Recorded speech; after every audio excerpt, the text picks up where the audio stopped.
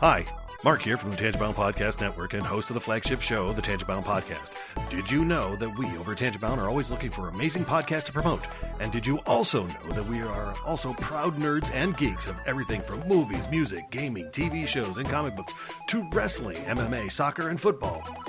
Whatever you can nerd or geek out about, we've got it. And if you're interested, we can help you find it. And if you're a show looking for a place to call home, we've got you covered.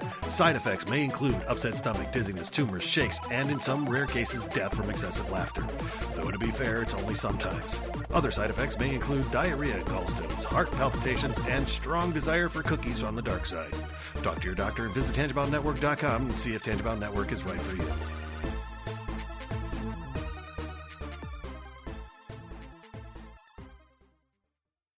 We're not doctors, therapists, trained professionals of any kind, so if you feel you do need help, please reach out and get the help you need.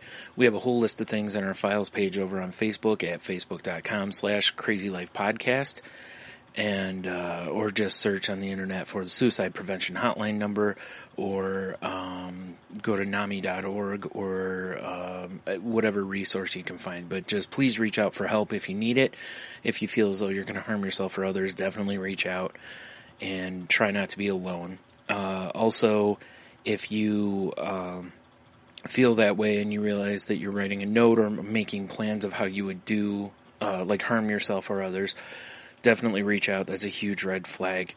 And lastly, please do not replace the idea of therapy with listening to this show. Again, if you need help, please reach out and get the help that you need, or contact us. We can try to help you find the help that you need.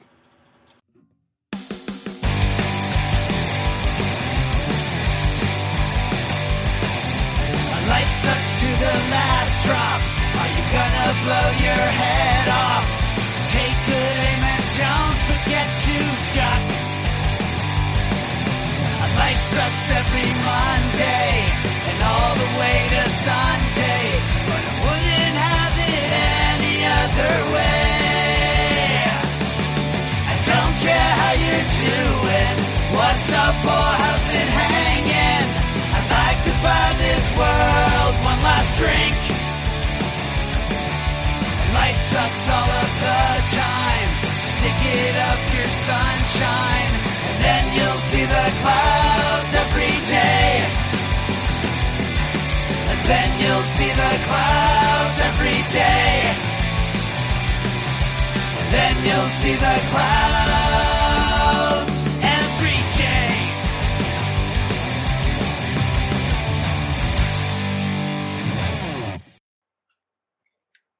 Welcome to the Crazy Life, everyone. My name is Jen, and I am your hostess for the evening. And with me, as always, we have Brian and Henno. Hey, guys. Hi. I was waiting for another Spanish intro from Henno. I was going to do Shalom, and I'm like, I've done that one already. And then I almost did Estonian.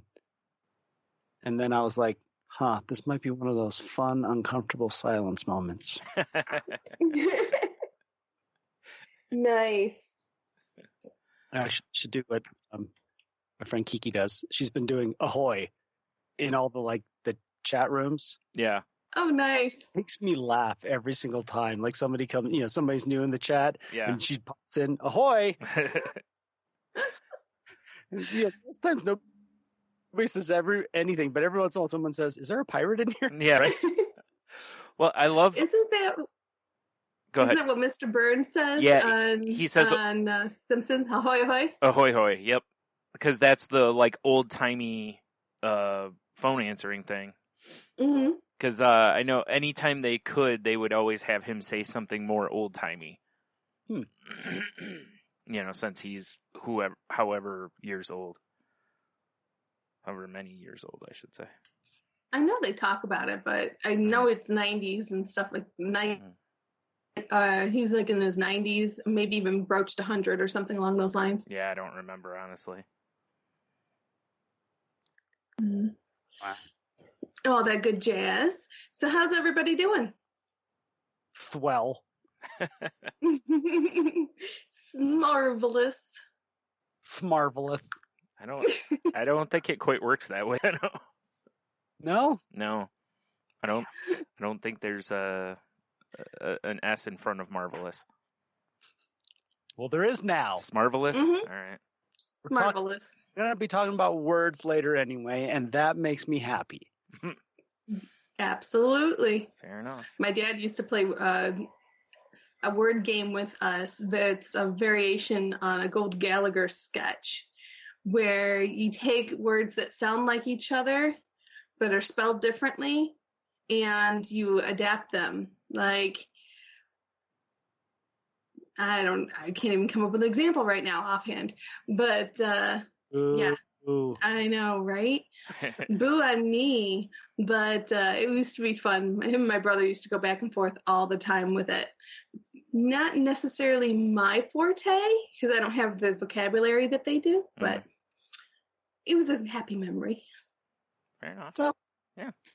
Mm-hmm. Exactly. So who wants to start us off this week? Oh, I'll be happy to. Yay! I'm having a really good week. Oh, that's awesome. I feel like a level of balance has entered into my existence. Oh, nice. Like the right blend of slacking, working, motivation, no motivation, like just in the right amounts. Like at work this week, I've been wanting to work longer just to get the project that I'm in, get it done. Not out of any frustration, just out of that feeling of like, I'm ready. So on Sunday, we go back to working 8-hour days, which I'm ready for it. Mm-hmm. A lot of it just comes out of I feel useful, and feeling useful at my work just encourages me to keep going and do good. So that's been good. At home, I've been in between working on music stuff, which has gotten so good this week because Tom finished his files, his recordings that he's done at his house, and he's been sending to me, and they are just spectacular. And it's just exciting to that's the part of art I love. Even if we're not doing it together, we're still collaborating together. And, there's nothing better than the happy accident when it comes to art and collaborating. Mm-hmm. But short of that, having it just show up is also pretty cool too. Yeah. And we've been, again, their openness and their willingness to get past technical hurdles. Cause I was like, yeah, it's fine, but ideally it'd be like this. And he dove in, looked for it, figured out what was wrong, and said, yeah, I wasn't. We have an elephant in my other room, I guess. Wow. Goodness. Is that Dan the elephant? That's Dan the elephant. Dan the elephant man. And a sensitive mic. Oh, Cal, I got to save this recording. I'll probably forget, though. That was epic. It's been really good, just that feeling of where there's no hurdle in the way. There's no one trying to trip anybody else up. And there's just good feelings and effort, and just in my life in general, in my home life. And to me, it all comes down to one word, and that's harmony. And I'd rather be in a state of harmony with my existence than disharmony. And it comes down to, when everyone's adding to the stream, that river feels pretty freaking awesome. Mm-hmm. So yeah, that's where I'm at. I'm like I said, I'm looking forward to getting back to a regular work schedule, even though not necessarily everyone will be back. Some people will be back. Jax gets groomed finally on Friday, which I'll be a little bummed because I love his ragamuffin status that he has right now, but it's time. And I'm just excited to see the groomer because I know, they haven't been making any money. Mm-hmm. Mm-hmm. And it will be great to feel the community getting back to a state of normal. I know is going to feel better for everybody. Yeah. Absolutely. Oh, yeah. Awesome. How about you, Brian? How are you doing? Eh. I need more than a one-word answer. The last couple days, I've just been really just wonky. I don't know how to describe it. I just feel off. Mm-hmm. And it isn't necessarily like depressed or like the best way I can make it seem is like I feel like I've been off my medicine, but I haven't been. Like I've still been taking my medicine, but I feel just off, like weird. So, and the only thing I can really think of is that it may have something to do with the weather and my sinuses. You know, that because they, you know, it messes with my head. It makes me feel like my head's kind of swimmy, and you know, I get headaches, of course, you know, as our weather changes. And we've had off and on rain the last couple days. It's been a good amount warmer than it's been, so it's, you know, pretty typical for me, but it still feels weird, you know, and it just kind of sucks to deal with because you really just, it almost puts me in kind of like a zombie mode to where I'm just like, whatever about everything, you know, like I'm just in that middle of the road gray area, and I don't like being there. You know, I really don't. It's why I went off the first antidepressant I was on, or didn't go back on, I should say. It's not why I went off, but it's why I didn't go back on it. Mm-hmm.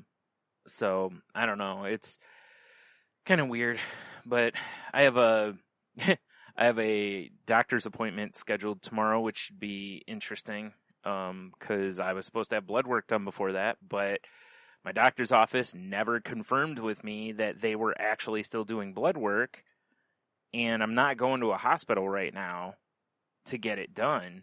You know, like I don't want to go to a hospital for anything. Yeah, And, you don't have Mm-hmm. right. And up at my doctor's office, they have you know, a lab there. So but I was told that they, you know, would only do it if the doctor says it's necessary, and they didn't respond. Like, they didn't call me back, so I called today, and the woman who answered was like, well, there's nothing on your, you know, account. There's no notes or anything. I'm like, well, can you find out? Like, like, otherwise I'm wasting everybody's time tomorrow. You know, I mean, except for one thing, which is, you know, if I need some prescription refills. You know how it is, like, if you don't go see your doctor every so often, they won't refill your stuff. So basically, I'd fall into that maybe on a couple of my prescriptions. But otherwise, it's like, yeah, he's going to tell me I need you to get blood work done. You know, that's what's going to happen, because literally for him to do his job, he's got to see those numbers. So I don't, you know, it's just really frustrating. It's like, I know everything's wonky right now and things are sideways, but it's like, I'm not asking for anything crazy here. All they got to do is contact him and say, hey, is this necessary? If he says yes, call me back. If he says no, well, still call me back, you know, like, and say, hey, you know, the doctor says blah, blah, blah, but he still wants to see you or whatever, you know, because it's going to be via telemed. So, Gotcha. you know, I don't know. It's just frustrating to deal with this stuff, because it's like, I know people got a lot to do. Everyone's got all this stuff in their own jobs and whatever, but it's like, this is the job. Yeah. You know, like I said, I'm not asking for anything crazy here. All I'm asking for is someone to send a note to the doctor and then follow up with me. That there's literally a person, like the nurse who works with the doctor. That's her job, as long as they get her the information. You know, like, she's the liaison between the front desk and the doctor, essentially. But I don't know that they're getting her the info. And I can't call her directly, of course. You know, much like I can't just call the doctor and say, hey, do I need this or not? You know? So it's, yeah, like I said, it's frustrating. But it's like, I'm going to keep the appointment, and if he's like, well, you were supposed to have blood work, then I'll be like, well, your staff isn't doing their job. You know, I mean, I've done it before. Yeah. Like, he's told me stuff like this before, and he'll be like, well, why didn't this? And I'm like, because your staff didn't do their job. And he kind of laughs, and he makes a note. Like, you know, I'm not trying to get anybody into any trouble, but it's like, I've given them opportunities to do their job. you know? Yeah. So, anyway, but that aside, it's been a weird week. Like, a bunch of frustration with Tony and I trying to do Salty Language. We've been trying to do another live stream, and not just the live stream, but Tony's internet crashed the other night when we went to record. And then, when we tried to do it Monday, we had, it was ridiculous. It was like Audacity quit recording, just randomly quit recording, and I didn't realize it because I didn't look back at it like I usually do for some reason. And he had the video recording, but for some reason the audio didn't record at the same time. So we've got video of a whole podcast, but no audio for it. Oh, jeez. Yeah. And that's frustrating. And it's just, it's just been kind of one of those weeks. Like, literally, I am the karmic balance to Henno's week this week, I feel. Like, In all things. I don't want to say, actually, let me rephrase. Not the karmic balance, but I'm the yin to his yang this week, So There you go. Yeah. That's funny. But, whatever. I mean, it's just things happen, especially with technology. You absolutely cannot control, some of this stuff. It just does what it wants to do. So, when we got done and we realized we had nothing, we just sat and laughed because it's like, what else are you going to do? We're frustrated, but being mad isn't going to make the audio appear, Yep. Right. So we still have to do an episode of the show. Oh, man. So, that's basically been my week. I haven't really done much else other than watch, still watching TV shows. So I've kind of had an up and down week a bit. For the most part, things are going pretty good. Work's going good, and then I've been reading a whole bunch, so I really haven't been doing a lot of the social media. Mm-hmm. It's been tough because there's an illness in the family, and so I'm going to have to be doing some traveling on Sunday. So it's going to be kind of interesting to do the whole flight and see how that goes. Yeah, I'm very curious to hear how your experience with that is. Yeah, hopefully everything goes smoothly and there's nothing, mm-hmm. the COVID doesn't get me, but that would really suck. Yeah. But, hopefully everything goes smoothly in that front. It's been interesting because there has been a lot of heartburn and concern about the traveling and whether I should or not. And, for various reasons, because I'm going down to see someone who's not feeling well, that's not doing well. So they're immune compromised. It's like, do I come down there and potentially expose them to something that they didn't have before? Yeah. To be able to provide help, or do I stay away? Is that the best help that I can offer? So it's really been very, very difficult to come up with the right decision of what's going to be the best scenario. It is pretty severe. Hospice is involved, and the hospice nurses and advised that they thought it would be best that I would come. So they kind of gave the final word on it. So we agreed that was going to be the best thing for me to do is to fly down. So we'll see how all of this plays out. I know things are going to go the way they're supposed to go, and I just have to have faith that I'm just a tool right now to be used, and I'm just offering myself up to be that tool to hopefully be utilized and be of use to others. So it's really, I'm trying to kind of put myself in that mindset to just kind of be available and just kind of let things happen. And then my work's been amazing about it. So they couldn't be any more accommodating or understanding. So, which is amazing given this time frame that we're in right now. with everything happening around the world. It's just I'm so thankful that I've got involved with such a great company. So yeah, so just been a lot of emotions bouncing around, from gratitude to, fear, anxiety, to just a bunch of crazy emotions just bouncing here and there and the other where.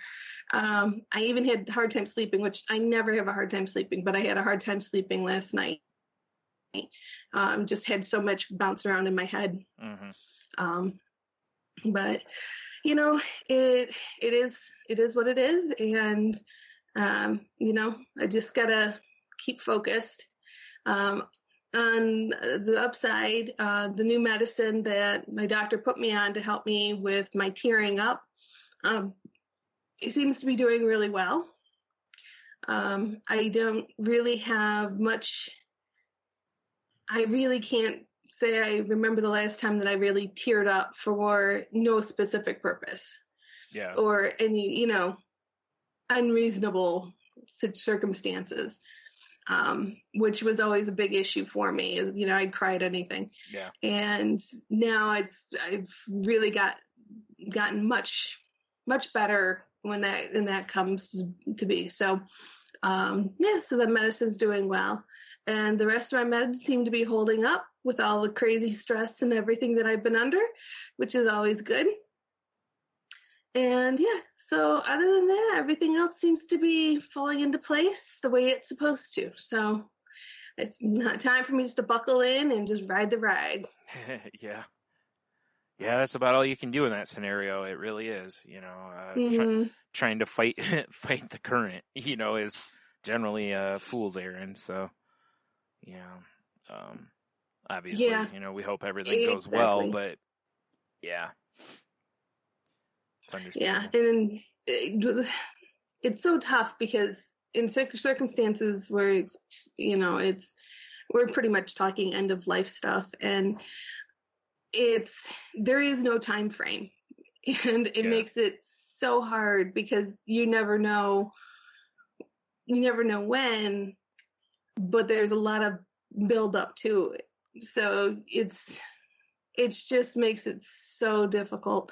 And there's always that opportunity for a rebound so that they can rebound and get better. So you can always hope for that as well. So, we'll see. There's just a lot of questions and unanswered questions, and a lot of just guessing going on. And that's all we can do is just do the best we possibly can. Yeah. Yeah, it really is. So I forgot to mention, I had a moment at the grocery store this week, and right as I get up to the checkout line, the woman working checkout was she's like, just to let you know before you put all your stuff up here, she's like, I have to restart my system because the scanner's not working right. And she's like, so it might be a few minutes. She's like, you're welcome to stay, but it'll be a few minutes. She's like, or if you want to go into another line, And I look around, and the other lines that are open all have people with massive carts of stuff, So I'm like, well, I'm going to be waiting either way. I guess I'll just take the chance that waiting at the front of the line is the better move, right? Mm-hmm. And it ended up taking longer than she expected it to, and I told her, she kept apologizing. I'm like, it's fine. I told her, I said, first of all, I made the decision to stay here. And I looked around, and if I had moved, I still wouldn't have been up in line. I still would have been behind somebody because they had so much stuff. And, by the time she got everything done, I maybe would have moved, I don't know, one person forward, maybe, so it's like I didn't really, it's not like I just watched line after line empty, as right. I'm just standing there. But the whole time, we just struck up a conversation, and it was kind of nice. I had a Spider-Man shirt on. We started talking about Spider-Man a little bit, and she was telling me how the friend of hers that she used to go to like geek movies with and stuff moved away. So, and she goes, but right now I guess it doesn't matter because I'm not going to any movies anyway, you know. And I was like, right, you know. But we kind of, and before that, like when she asked how I was doing, you know, and I was like, you know, whatever, it's what it is. And you know, I was like, how's your day? And she's like, oh, it's been frustrating, you know. And so in the end of it is like my patience and everything by standing there, you know, I kind of, you know, joked around and just chatted with her. And, you know, the way I kind of see it, and it seemed like, you know, kind of gave her a bit of a reprieve from the frustration she was dealing with, you know. So that was pretty nice. You know, and it was a good chat anyway, but it was just nice that, you know, by the end of it, she seemed less flustered than when we started, you know, when I first walked up. So it was, you know, it's nice when you can see that you've kind of helped calm somebody's situation a little bit, you know, and absolutely, because I'm sure, you know, that kind of work's got to be so frustrating, especially, you know, because every person coming through those lines pretty much has got a cart full of stuff, you know, because most of the people who only have a few things are running through the U-scans, you know, so most of the actual checkout lines are being run by, or, you know, they're people with full carts and probably little patience in a lot of the situation, you know, so it's just, you know, and of course, like I've said before on here, you know, before I left, I thanked her and the girl who was doing the bagging, you know, for what they were doing and stuff. So it was, you know, it was a good experience, even though it easily could have been a bad one, you know, because it's no secret, I really hate waiting. You know, I know most people don't like to wait. I have a real issue with waiting. So I've been trying to, like Heno said a few weeks ago, you know, I was like, I was kind of like, well, you know, what a great time I'll just stand here. And essentially my thought was I'm going to meditate amidst the chaos because, again, I've been trying to do that over the last few months, you know, and, you know, but I never got the chance because I was just having a conversation instead, which is fine, you know, and actually was just as good because it helps my anxiety as well, you know, so kind of a win-win scenario there. And it kind of leads us into the topic for the night. Hold on really quick before we move on. Heno, are you still with us? Yeah. Okay. You haven't said anything in a while. I just wanted to make sure. As we usually record with the video on, and we don't have it on tonight, so I can't see if he's, you know, couldn't see if he was still moving about or whatever. So, all right. Still with us. Yeah. Well, the topic for the night is how changing my words changed my life for the better. And not too unlike the situation you just went through, is taking a bad situation and putting the positive spin on it can make all the difference. I remember when I was about 7 years old, shouting spitefully at my mom, "I wish you were dead. I hate you." Her jaw dropped in disbelief, and I knew my words had hurt her, which made my young heart heavy. I remember being 14 years old and asked my first crush, "Hey, do you fancy going to the cinema with me this weekend?" To my surprise, she said yes, which taught me there's never any harm in asking for what you want. Later this year, I'll be standing proudly next to my beautiful almost wife saying the words "I do." With those two simple little words, I'll convey my love and commitment to her. Words are powerful. They have the potential to hurt and destroy and to enhance and to create. Since embracing this truth a few years ago, I've been more mindful of the words I use. That is, the words I speak and the words I think. Here are 4 ways I've changed my words as a result to change my life. Swapping "I'll try" for "I can" and "I will," which is a huge one. Yeah. Yep. Back when I felt stuck in life, I was always trying to lose weight, trying to get out of debt, trying to get my life back together. It struck me that in all the areas of my life I was trying to change, I wasn't having much success. I then looked at the area of my life I felt fulfilled in, my social life. Partying all weekend, every weekend was the perfect escapism I needed. Drinking and partying masked my anxiety, making me forget about money woes temporarily and giving me self-confidence I lacked when sober.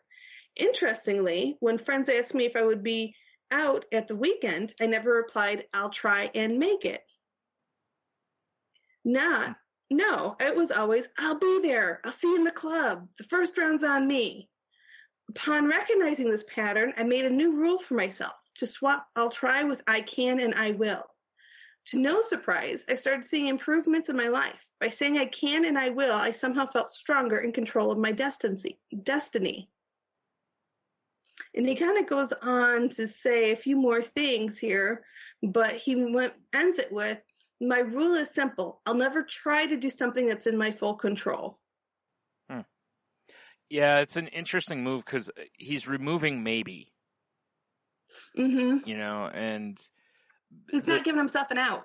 Well, everybody, like the people with anxiety and stuff that use maybe, you know, like myself included, like most of the time, like you said, Jen, we're trying to give ourselves an out. We're essentially trying to set up a safety net. So the person won't 100% expect it. And, you know, in that, you know, and whatever on the results on that, but he's right. It's like when you put a maybe in there, you're also kind of building yourself that safety net to where you can fall back and go, well, you know, I wasn't, you know, I didn't blah, blah, blah, you know. So you really can kind of give yourself, like, leave the door open so you can run away instead of, you know, doing what you set out to do. So I understand trying to remove maybe from it. Exactly. I mean, it's so important. I do it all the time, and I know I need to stop. I need to really be focusing on the I will and I can versus the I'll tries. Mm-hmm. It's just, you know, you're afraid to fail. You're afraid of so many things that the I tries become so comfortable. And like you said, that safety net, that blanket that comforts you. And it's an easy way to kind of let yourself slide into those habits. Right. It feels like less pressure, you know, like you're putting less pressure on yourself because you're like, you know, I'll give it a try. Not the, you know, oh yeah, I'm doing this, you know, like, because you're afraid of the failure part of it, you know, and it's funny because just verbally saying I will, you know, I think you immediately, like our brains, those of us that think this way anyway, you know, our brains go immediately into the, well, what if I don't? You know, like you're too worried about the failing. And it's like, yeah, but if you go in with the maybe mentality, you're kind of, you know, half-assing it, you know, you know, potentially versus really trying to give it an honest attempt. Exactly. Give it your all, you know, really focus on putting everything into it, then see what happens. And it's okay if it's not perfect and you don't get the end goal that you are achieving. You don't get to achieve the end goal that you're aiming for. I'll use English in the correct way. But it's so important to put the effort out there. And remember when we were talking about we've talked about like clutter, reducing clutter, and there was the maybe is the killer.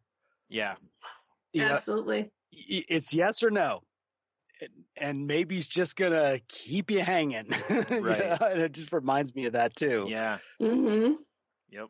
Exactly. The second point is ask better questions. Why am I so stuck? When my anxiety, debt, and drinking were at their worst, and I finally felt it was time for a change, this question stuck in my head for several days. The answers I got were less than helpful. Because you're a loser. Because you've got no discipline. Because life is hard. After several days of soul searching and fed up with my lousy answers, ironically, a better question came to me. What if I'm asking myself the wrong question? I closed my eyes and asked my mind to give me a better one. What can I do today to move forward a little? For the next few months, this became my question of choice, and each day I moved forward just a little more, focusing on progress over perfection and solutions rather than the problem. So, awesome question to ask yourself. Yes, definitely. Well, yeah, because like literally most of the time when we ask ourselves questions, we're using confirmation bias. You know, Mhm. I started thinking that same thing. yeah, It's- we're really trying to like form the question in a way to just confirm what we want to do. Exactly. In this way, it's really kind of forcing yourself to take a look at things in a different perspective. And it's so important to really kind of focus on different ways of looking at things, because as they say, if you do the same thing over and over again and you expect a different result, it ain't gonna happen. But you have to change the way you think to really open yourself up to new opportunities. Well, that's where like also journaling and writing really comes in handy, because most of us, when we're writing versus just thinking, our voice changes a little bit. Yeah. Mm-hmm. That can be sometimes enough to pull us out of that confirmation bias in the same way of thinking, is by altering.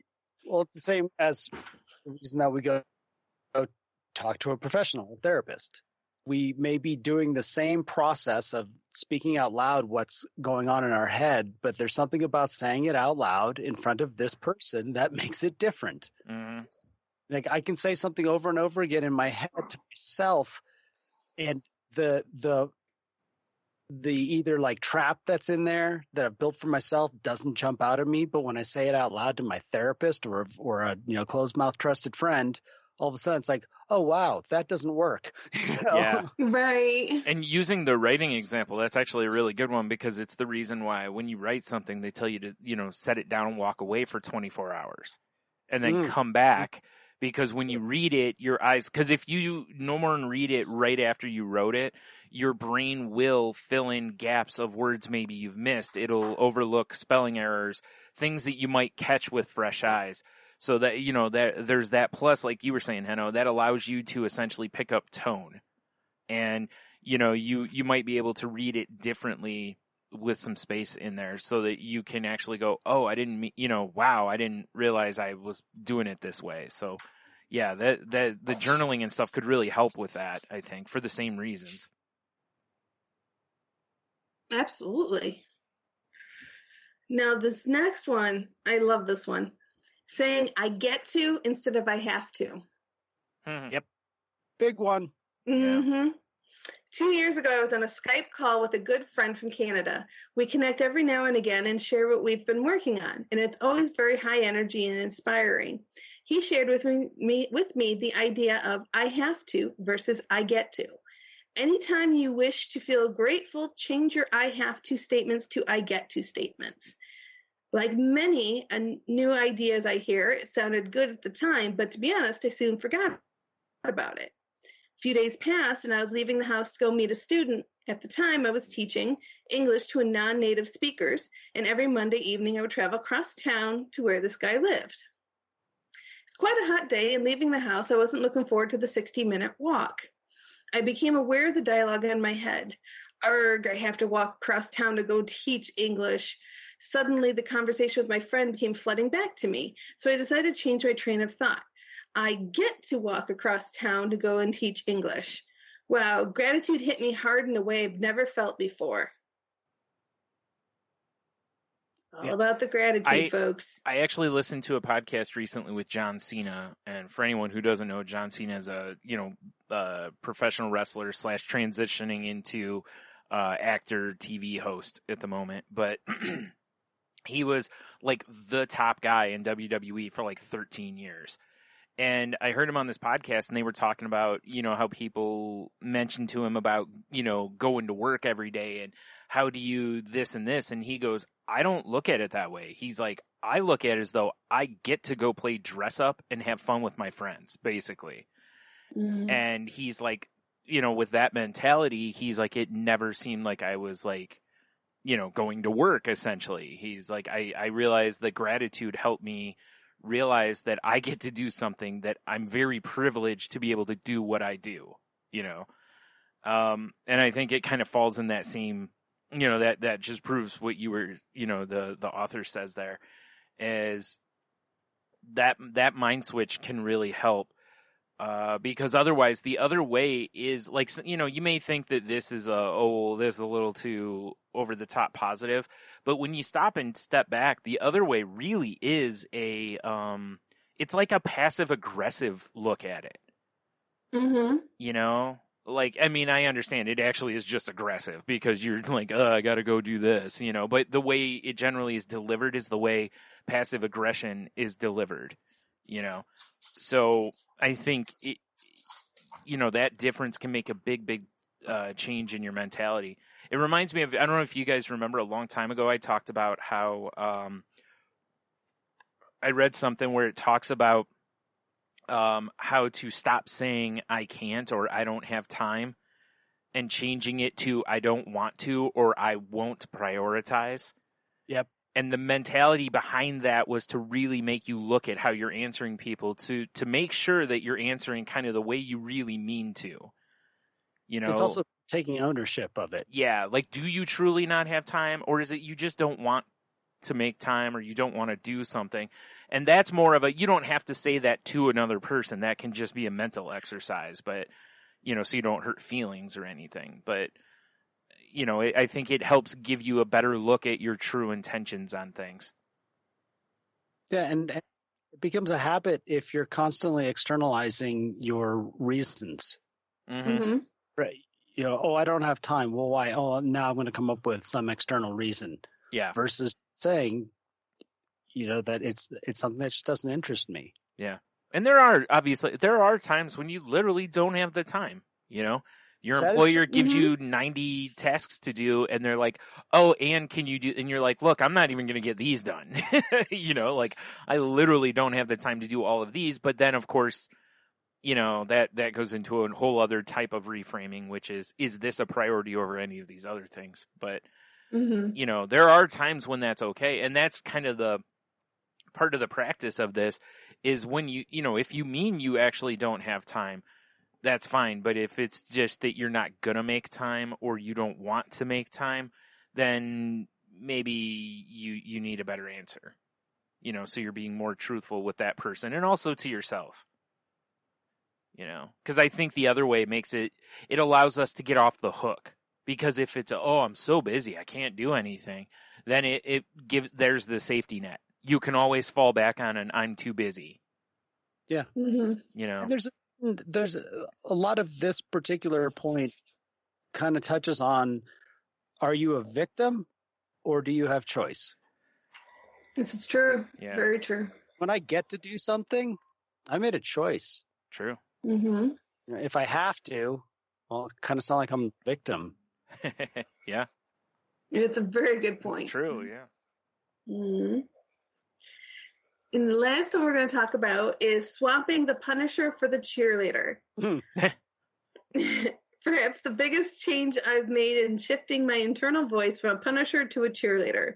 Like a lot of people, I was painfully strict with myself and overly critical.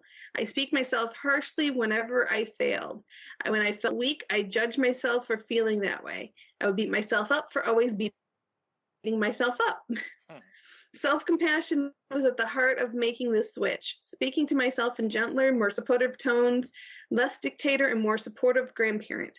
With some practice, I began to respond to a failure with words of encouragement. When I felt weak, I'd offer myself understanding and empathy. If I beat myself up, I'd forgive myself and move on. This has been a real game changer for me. Yeah. And it's true. I mean, it makes all the difference when you stop and you start applying some of these actions to your life. I know it can sound hokey and it's going to feel weird and it's not going to come naturally. It's going to have to be something that you have to focus on. But if you do it enough and really practice and keep focusing on it, you will get there and you will feel the benefits. Well, the way my therapist, my previous therapist, I should say, pointed it out to me was essentially we're not generally born beating ourselves up. That's a learned behavior. And I don't mean necessarily that someone teaches it to us, but you know what I mean? It's something we have to work at before it becomes second nature. So this is the same, it's the same idea. You just have to reteach yourself. And once you do that, then that becomes your second nature. You know, that's kind of it's the same with like distorted thinking or any of this other stuff. Over time, we've learned to think differently. We just have to retrain ourselves to think, you know, the way we actually want to think, not the way that our mental illness or whatever has taught us to think. Mm-hmm. Yeah, and a lot of this ties back to that phrase "act as if," where even though you don't necessarily believe something, sometimes just acting as if you do is the first step getting you towards that belief. I'm just listening, and all that's going through my head is fake it till you make it, because it's really what it is. Yeah. Yeah. The fake it till you make it is the same thing also. Mm-hmm. The funny about the fake it till you make it part is there's so many paradoxes in there. Oh, I know. Yeah. Yeah. Contradictions, because we'll talk so much about we talked about on this show many times about, you know, faking happiness. Yeah. Mm-hmm. That kind of a thing versus, you know, expressing your true feelings and this and that. Right. And that's one thing that a fake it till you make it starts from. I think there's an honest belief that things will get better. Yeah. And there's optimism there. The one that, for me, fake it till you make it, the thing that stands out to me is the concept of, if you have no self-esteem or low self-esteem, you stand in front of your mirror and you do the Stuart Smalley. You know, that I'm good enough, I'm smart enough, and, you know, doggone it, people like me. Like, you do those things, or you stand in front of your mirror and you say, you are enough. You are good as you are, you know, like those kind of things. And over time, it sounds so hokey when you're doing it, and it feels so dumb, but over time, it helps. You know, it's like we talked in the past about power poses. You know, before you go into a room or before you go do something, stand confidently. And then launch yourself from that position, because it makes a difference. There's like science behind it, because essentially you're bracing yourself, you know, or steeling yourself for, you know, the challenge ahead of you. And I think that's the way it kind of, I think in my head, that's the intention behind it. But I know what you're saying, Heno, is it is very much just keep smiling and you'll get where you need to, you know, and it's like, yeah, that doesn't work for most of us. You know, at some point you just stop because you're just like, I'm being fake. I can't do this. Yeah. There's also the part where there's legitimate, well, back to distorted thinking there, you can drop into those kind of cognitive distortions where you honestly don't feel that way. Mm-hmm. And I mean, everything has its cause and effect. And if you're faking something all day long and it becomes part of, you know, basically your psyche, you can start doing damage from that. Yeah, I actually think the years I worked in retail, a lot of that is what happened with me, because during the time I'm there, I'm, oh, hey, how you doing? Do all this. And then the second I'm off shift, I'm immediately like crashing. Well, or if the minute you say it, you turn around and start biting back the epithet that you really want under your breath. Yeah. Right? Like that's a healthy behavior. Right. That is going to, to me, that's a negative practice. Mm-hmm. No different than constantly using sarcasm or constantly, you know, doing these little, you know, the passive aggressive jabs. It's a practice. It doesn't get you it doesn't get you further away from it. It just brings you more and more to that. And I also think this ties into this point where if we're being a cheerleader for ourselves, then we shouldn't be occupying ourselves in this negative state. Mm-hmm. And sometimes you do need to put on that happy face to remind yourself, if you honestly believe that things are going to get better, or somebody that you admire, and this is for me, having mentors is so important, is when somebody, I see them, I want what they have, and they say, hey, this is how I look at it. Try this. And you go, okay, I don't believe this is going to work, but I'll try it. Mm. At least there's some hope in there. Yeah. Even if I don't believe this mumbo jumbo could possibly work, but I'm going to try it. Yeah. And then all it takes is one little bit of light coming in, one little bit of success, and maybe you'll try it a little more. And then eventually it's no longer trying, you're doing. Yeah, exactly. Mm-hmm. Exactly. That shift, it comes back to what we control again, and it's our attitude. Mm-hmm. And this whole topic has to do with, because we say, this is the part I love about, like, when I'll be sharing with a meeting, I'll often use something like, oh, well, I say I get to rather than I have to. And I'll say all this stuff, but I don't bore down to what it really comes down to. This is an example, we say all the time, the only thing I can control are my attitudes. Okay, well, what does that mean? Well, it means this. I'm choosing to take an attitude of my language. That's the putting the practice into that theory. Mm-hmm. Mm-hmm. Okay, what exactly does it mean to have control of my attitude? Well, it's this. It's making a choice of, do I want to use positive language or negative language, both inside and outside. Mm-hmm. It's funny too, because you can even change the way you look at this. Because I know some people will, because I had this mentality too, which was whenever people would pose something like this to me, and the positive versus negative, and in my brain I wasn't being negative, and because I had been called negative so much, that became a point of contention, right? I'm a realist. Yeah. So it was Mhm. like the way that I had somebody kind of get through to me at one point was kind of like, how we'll talk about active versus reactive, that kind of stuff. Like, putting it more into a context of that, it's like, the way you're doing it is more regressive, because you're essentially starting out on your back foot instead of starting out on your front foot. And, kind of like, if you're a sprinter and you try to sprint only using, like, leading off, like only pushing with your back leg, you're not going to go very fast. That front leg is your main push leg. And, it's kind of and I really think there is something to that, even though it's essentially saying the same thing. I just, when I had someone kind of put it to me that way, that got through to me, because as soon as people start blah blah, you're negative, shields up, and that's it. I'm done. I'm done listening to you, because now you're just telling me I'm negative, and I'm going to go, well, being positive isn't good either, and we're both right. And the problem is neither one of us is going to listen to each other. So, that person just found a way to change the terms so that at least I wouldn't immediately put my shields up. And here's the thing is, who do you want to be?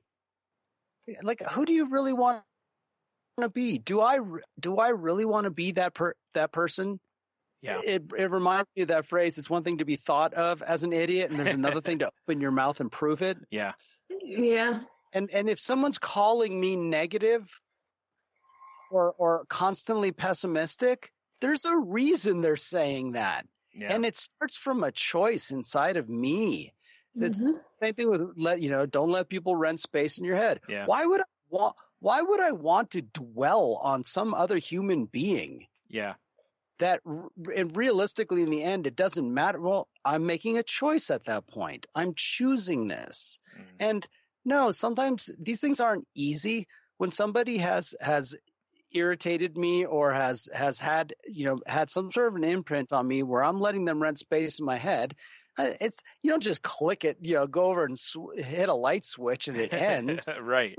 It takes just like this takes some work. Yep. But I think really it comes down to is like in the morning, one of the ways to it comes from Buddhism, and it's also used in 12-step, is the idea of upon awakening and upon retiring. And it's about a reflection.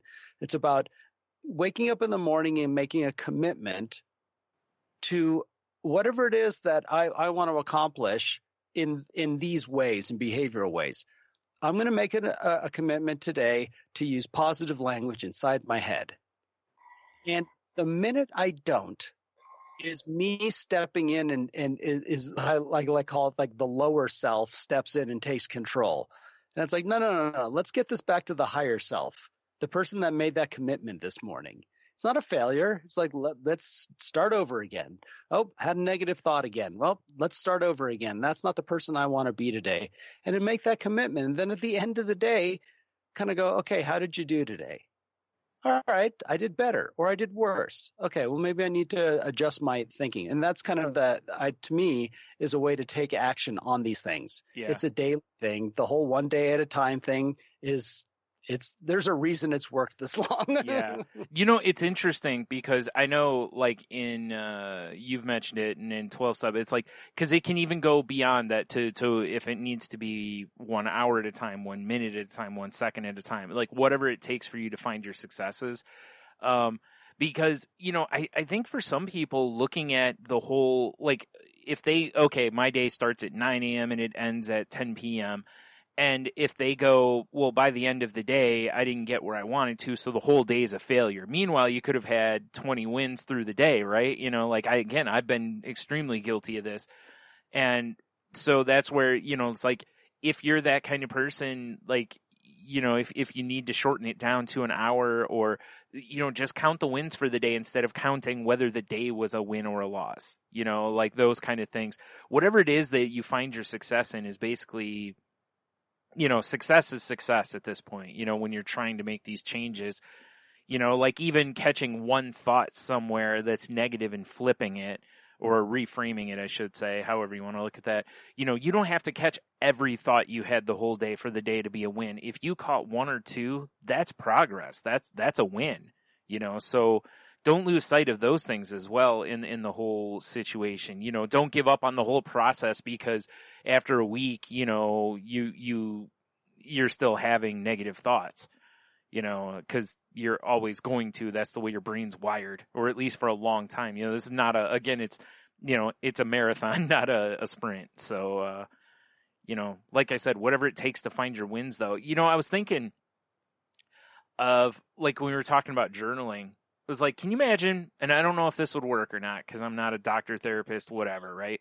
But if you took your day and you wrote your day in the narrative of another person, like pick a name, use that name and write it as though you're writing a story about them, but tell your day. And instead of saying Brian, I would write like, I don't know, Ebenezer. And, I would tell the story of Ebenezer's day. And then a few days later, go back and read it and see how it reads to you.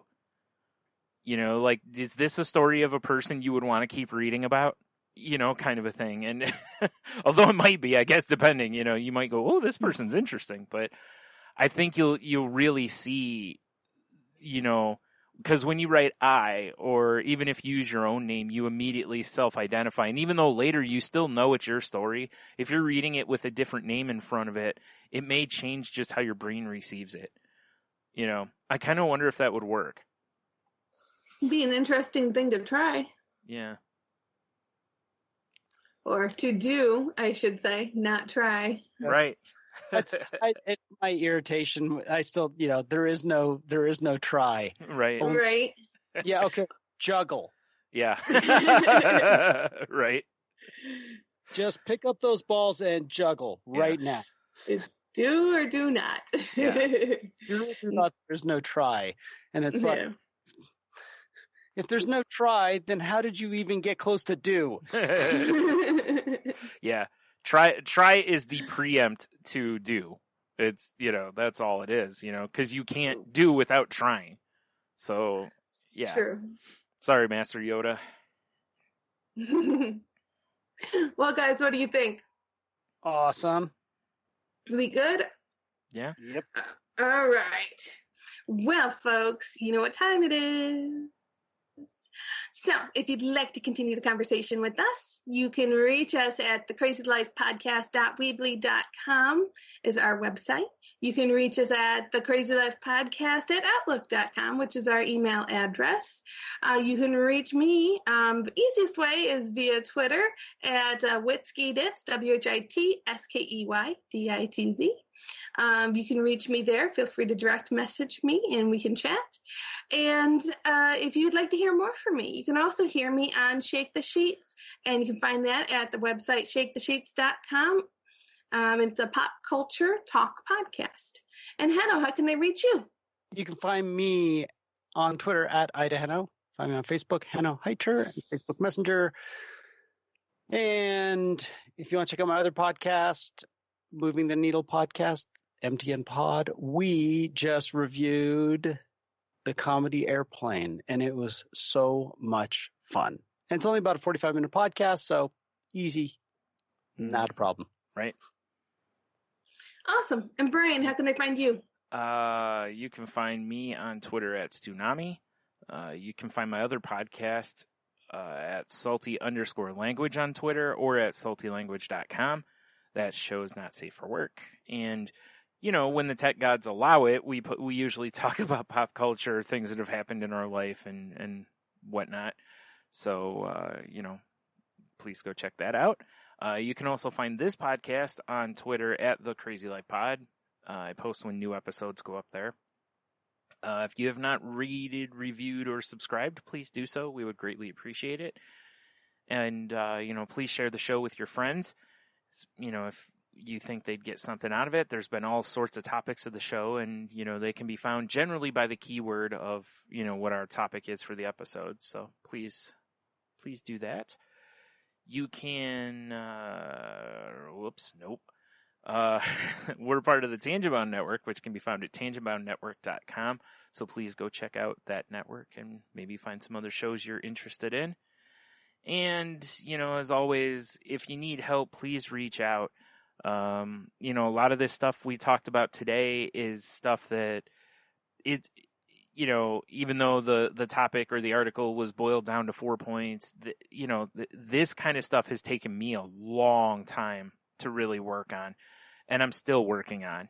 So, you know, even though, you know, like a lot of stuff, you know, change isn't easy, but it's worth doing. So please reach out to somebody, you know, talk to a therapist or whatever, or if you're already in therapy, you know, maybe talk to them about, you know, how to reframe if you haven't already. You know, they'll, I'm sure, be more than happy to help you with that, because it is such a key thing for so many people. You know, but please don't be afraid to reach out. It really is worth it.